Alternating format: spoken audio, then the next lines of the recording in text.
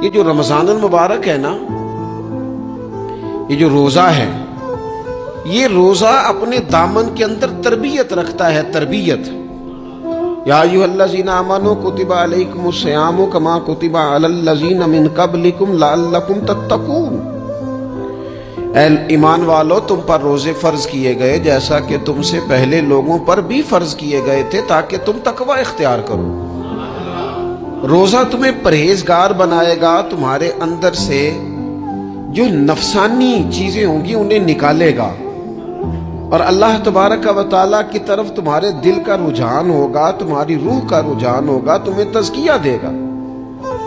روزہ انسان کی تربیت کرتا ہے، انسان کو روزہ ذہنی طور پر تیار کرتا ہے کہ اللہ کے حکم کے مطابق کھانا ہے، اللہ کے حکم کے مطابق پینا ہے۔